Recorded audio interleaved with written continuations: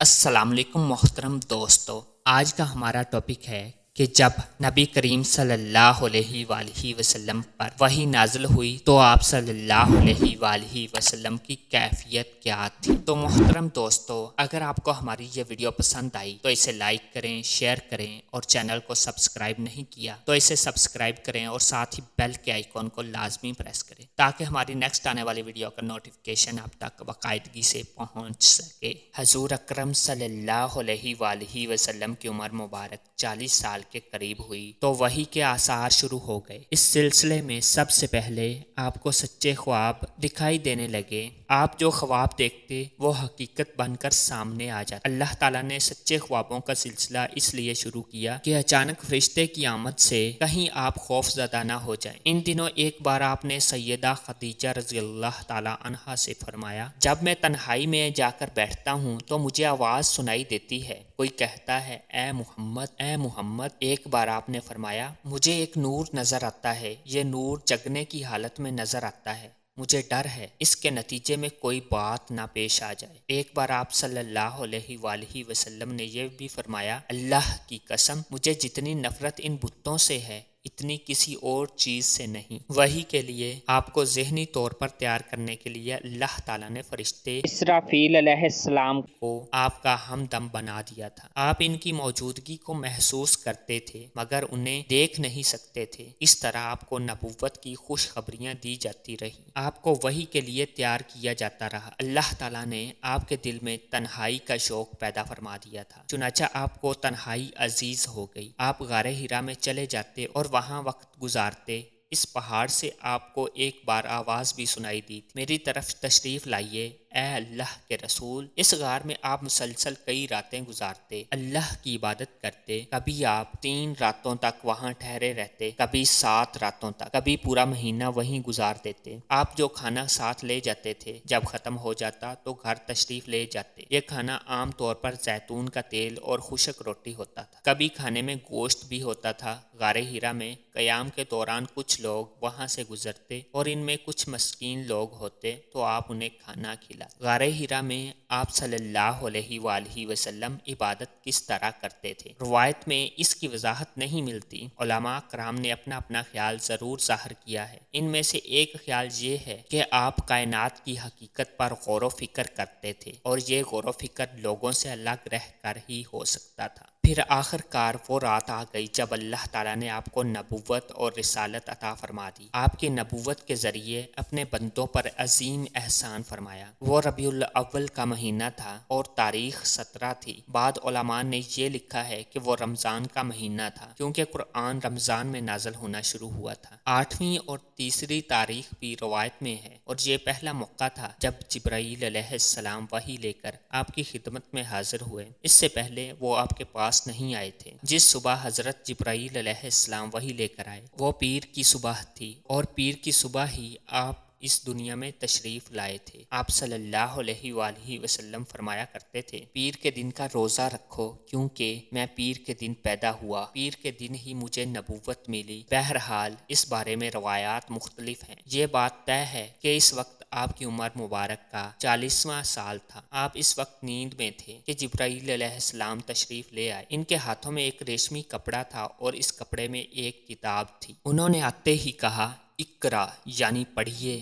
آپ نے فرمایا، میں نہیں پڑھ سکتا، یعنی میں پڑھا لکھا نہیں۔ اس پر جبرائیل علیہ السلام نے آپ کو سینے سے لگا کر بھینچا۔ آپ فرماتے ہیں، انہوں نے مجھے اس زور سے بھینچا کہ مجھے موت کا گمان ہوا۔ اس کے بعد انہوں نے مجھے چھوڑ دیا، پھر کہا پڑھیے، یعنی جو میں کہوں وہ پڑھیے۔ اس پر آپ صلی اللہ علیہ وآلہ وسلم نے فرمایا، میں کیا پڑھوں؟ تب حضرت جبرائیل علیہ السلام نے سورہ علق کی یہ آیات پڑھی۔ ترجمہ: اے پیغمبر صلی اللہ علیہ وآلہ وسلم، آپ پر جو قرآن نازل ہوا کرے گا اپنے رب کا نام لے کر پڑھا کیجئے، بسم اللہ الرحمن الرحیم کہہ کر پڑھا کیجئے۔ جس نے مخلوق کو پیدا کیا، جس نے انسان کو خون کے لوتھڑے سے پیدا کیا، آپ قرآن پڑھا کیجئے اور آپ کا رب بڑا کریم ہے، جو چاہتا ہے عطا کرتا ہے اور ایسا ہے جس نے لکھے پڑھوں کو قلم سے تعلیم دی اور عام طور پر انسانوں کو دوسرے ذریعوں سے ان چیزوں کی تعلیم دی جن کو وہ نہیں جانتا تھا۔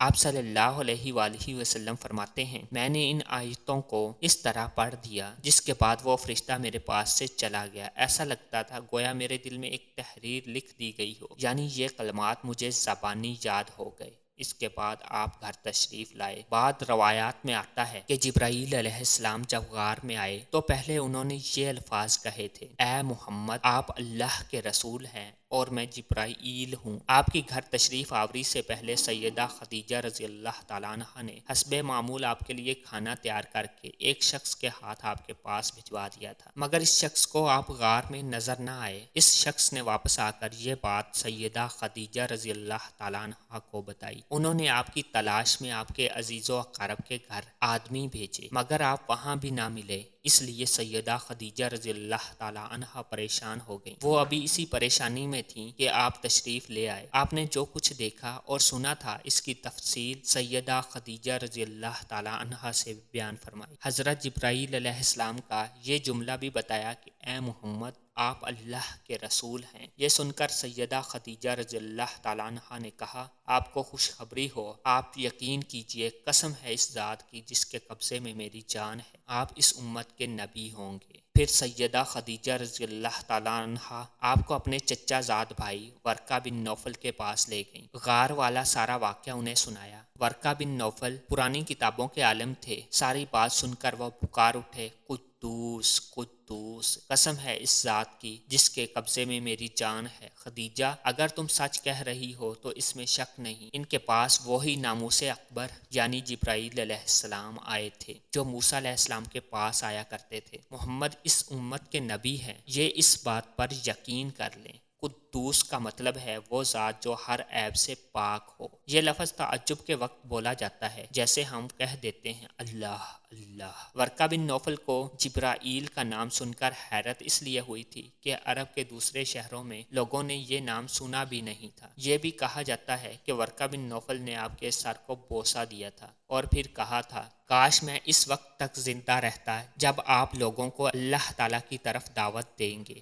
میں آپ کی مدد کرتا، اس عظیم کام میں بڑھ چڑھ کر حصہ لیتا۔ کاش میں اس وقت تک زندہ رہوں جب آپ کی قوم آپ کو جھٹلائے گی، آپ کو تکالیف پہنچائے گی، آپ کے ساتھ جنگیں لڑی جائیں گی اور آپ کو یہاں سے نکال دیا جائے گا۔ اگر میں اس وقت تک زندہ رہا تو آپ کا ساتھ دوں گا، اللہ کے دین کی حمایت کروں گا۔ آپ یہ سن کر حیران ہوئے اور فرمایا میری قوم مجھے وطن سے نکال دے گی؟ جواب میں ورقہ بن نوفل نے کہا ہاں، اس لیے کہ جو چیز آپ لے کر آئے ہیں اسے لے کر جو بھی آیا اس پر ظلم ڈھائے گئے۔ اگر میں نے وہ زمانہ پایا تو میں ضرور آپ کی پوری مدد کروں گا۔ ورقہ بن نوفل نے حضرت خدیجہ رضی اللہ تعالیٰ عنہ سے یہ بھی کہا تمہارے خاوند بے شک سچے ہیں، در حقیقت یہ باتیں نبوت کی ابتدا ہے، یہ اس امت کے نبی ہیں۔ لیکن اس کے کچھ ہی مدت بعد ورقہ بن نوفل کا انتقال ہو گیا، انہیں حجون کے مقام پر دفن کیا گیا۔ چونکہ انہوں نے آپ کی تصدیق کی تھی اس لیے نبی کریم صلی اللہ علیہ وآلہ وسلم نے ان کے بارے میں فرمایا میں نے ورقہ بن نوفل کو جنت میں دیکھا ہے، ان کے جسم پر سرخ لباس تھا۔ ورقہ بن نوفل سے ملاقات کے بعد آپ گھر تشریف لے آئے۔ اس کے بعد ایک مدت تک جبرائیل علیہ السلام آپ کے سامنے نہیں آئے۔ درمیان میں جو وقفہ ڈالا گیا اس میں اللہ تعالیٰ کی یہ حکمت تھی آپ صلی اللہ علیہ وآلہ وسلم کے مبارک دل پر جبرائیل علیہ السلام کو دیکھ کر جو خوف پیدا ہو گیا تھا اس کا اثر زائل ہو جائے اور ان کے نہ آنے کی وجہ سے آپ کے دل میں وحی کا شوق پیدا ہو جائے۔ چنانچہ ایسا ہی ہوا۔ جبرائیل علیہ السلام کی آمد کے بعد سلسلہ رک جانے کے بعد آپ کو صدمہ ہوا۔ کئی بار آپ پہاڑوں کی چوٹیاں پر چڑھ گئے تاکہ خود کو وہاں سے گرا کر ختم کر دیں، لیکن جب بھی آپ ایسا کرنے کی کوشش کرتے جبرائیل علیہ السلام آپ کو پکارتے اے محمد آپ حقیقت میں اللہ تعالیٰ کے رسول ہیں۔ یہ کلمات سن کر آپ سکون محسوس کرتے، لیکن جب بھی پھر وحی کا وقفہ کچھ اور گزر جاتا تو آپ بے قرار ہو جاتے، رنج محسوس کرتے اور اس طرح پہاڑ کی چوٹی پر چڑھ جاتے۔ چنانچہ پھر جبرائیل علیہ السلام آ جاتے اور آپ کو تسلی دیتے۔ آخر دوبارہ وحی ہوئی۔ سورہ مدثر کی پہلی 3 آیات اتری۔ ترجمہ اے کپڑے میں لپٹنے والے اٹھو، یعنی اپنی جگہ سے اٹھو اور تیار ہو جاؤ، پھر کافروں کو ڈراؤ اور پھر اپنے رب کی بڑائیاں بیان کرو اور اپنے کپڑے پاک رکھو۔ اس طرح آپ کو نبوت کے ساتھ تبلیغ کا حکم دیا گیا۔ ابن اسحاق لکھتے ہیں سیدہ خدیجہ رضی اللہ تعالیٰ عنہ پہلی خاتون ہے جو اللہ اور اس کے رسول پر ایمان لائیں اور اللہ کی طرف سے جو کچھ حضرت لے کر آئے اس کی تصدیق کی۔ مشرکین کی طرف سے آپ کو جب بھی تکالیف پہنچی، صدمہ پہنچا، سیدہ خدیجہ رضی اللہ تعالیٰ عنہ نے آپ کو دلاسا دلائے۔ سیدہ خدیجہ رضی اللہ تعالیٰ عنہ کے بعد دوسرے آدمی حضرت ابو بکر رضی اللہ تعالیٰ عنہ ہیں، جو آپ کے پرانے دوست تھے۔ انہوں نے آپ کی زبان سے نبوت ملنے کا ذکر سنتے ہی فوراً آپ کی تصدیق کی اور ایمان لے آئے۔ بچوں میں سیدنا علی رضی اللہ تعالیٰ عنہ جو آپ پر پہلے ایمان لائے، اور ان کے ایمان لانے کا واقعہ کچھ اس طرح ہے۔